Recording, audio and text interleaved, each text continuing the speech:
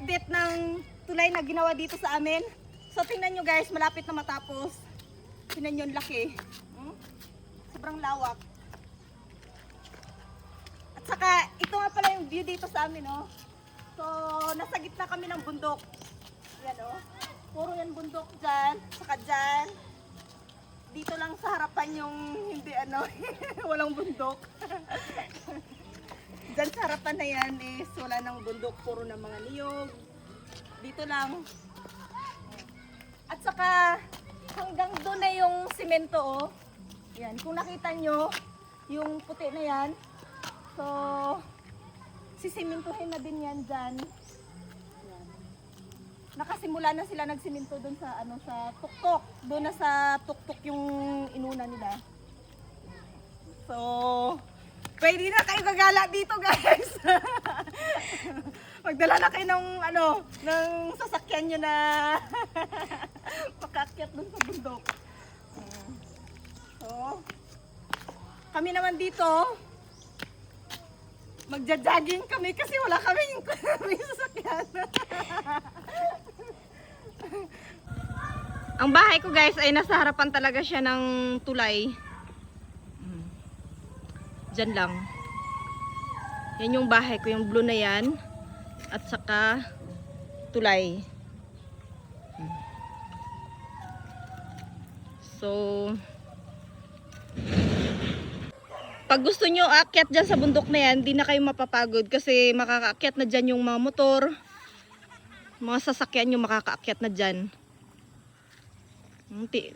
Tingnan nyo yung view na yan, oh. Yan. So yan.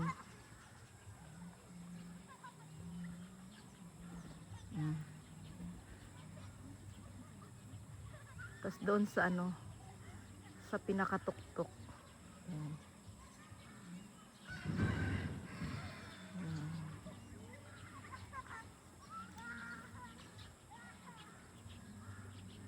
May bahay nga pala dyan, oh.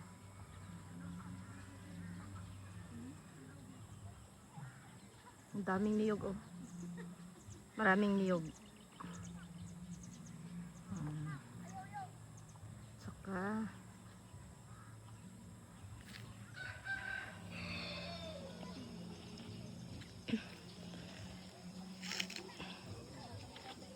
Saka doon din sa kabila, sa kabilang bundok na yan dyan.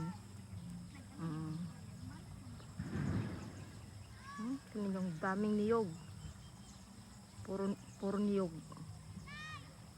Wow.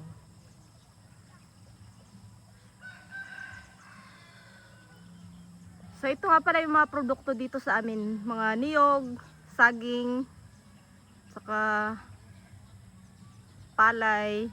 So dito is palayan.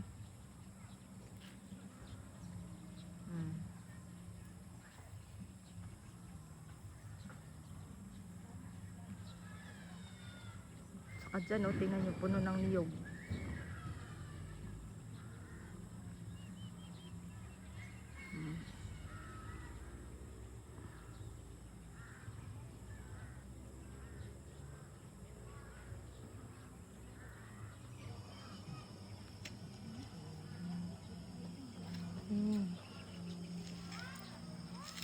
Hi, beautiful girls.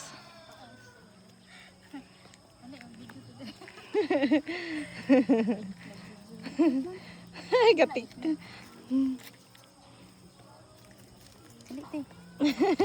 Diyos ko lang mga yan. Be.